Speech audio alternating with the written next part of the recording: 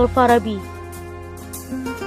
adalah salah satu pemikir dalam pendidikan Islam yang dikenal juga sebagai guru kedua setelah Aristoteles, di mana dalam kehidupannya Al-Farabi selalu menimba ilmu pengetahuan, baik ilmu agama dan umum.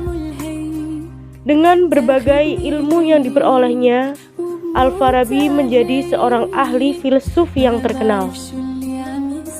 Al-Farabi sendiri nama lengkapnya yaitu Abu Nasr Muhammad Ibnu Tarkan Ibnu Uzallah. Di kalangan orang-orang Latin abad tengah, Al-Farabi lebih dikenal dengan Abu Nasr. Ia lahir di Waisi, distrik Farab, atau yang sekarang dikenal dengan kota Atrar, Turkistan pada tahun 257 Hijriah atau 870 Masehi. Selisih 1 tahun setelah wafatnya filsuf Islam pertama, yaitu Al-Kindi. Lahir sebagai putra keluarga bangsawan, Al-Farabi remaja mengenyam pendidikan di Farab dan berhasil menguasai hampir setiap subjek ilmu pengetahuan yang dipelajarinya. Dalam perjalanan hidupnya, Al-Farabi tidak begitu puas dengan ilmu yang diperolehnya di tempat ia dilahirkan, sehingga ia bermukim di kota Baghdad untuk belajar bersama para filsuf dan sarjana kenamaan lainnya, salah satunya kepada Matta Ibnu Yusuf Ibnu Haylan. Oleh karena kegigihan Al-Farabi, ia disebut seorang ahli filsuf yang masyhur. Sejak tahun 930 sampai 949 Masehi, Al-Farabi telah mencurahkan diri dalam belajar, mengajar, dan menulis filsafat.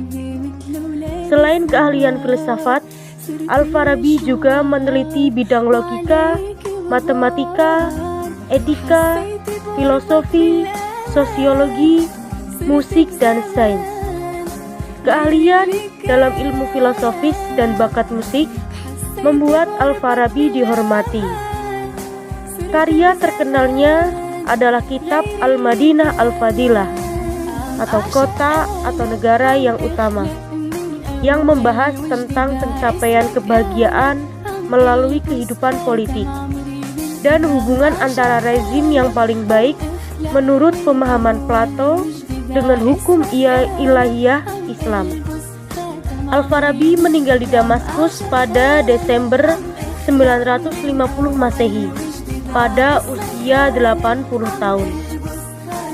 Al-Farabi disebut sebagai guru kedua setelah Aristoteles dan dianggap sebagai filsuf Islam pertama di bidang filsafat logika yang mempertalikan filsafat politik Yunani klasik dan Islam.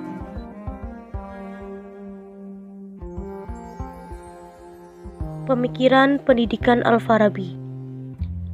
Menurut Al-Farabi, pendidikan adalah media untuk mendapatkan serangkaian nilai, pengetahuan, dan keterampilan praktis bagi individu dalam periode dan budaya tertentu. Tujuan akhirnya adalah membimbing individu untuk menuju kesempurnaan. Kesempurnaan tertinggi menurut Al-Farabi adalah kebahagiaan. Pemikiran Al-Farabi mengenai pendidikan mampu dijadikan alternatif dalam perkembangan pendidikan Islam. Sebab pendidikan Islam seharusnya mampu menjawab tantangan zaman yang bersifat dinamis. Adapun pemikirannya yaitu yang pertama, keseimbangan antara akal dan amal. Al-Farabi begitu menekankan keseimbangan antara pengetahuan intelektual dan perilaku di masyarakat.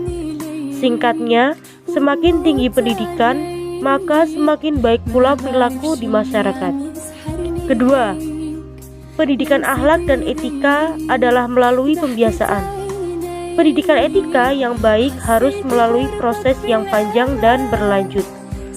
Sekolah, keluarga, dan masyarakat memiliki peranan penting guna membiasakan melatih akhlak yang baik.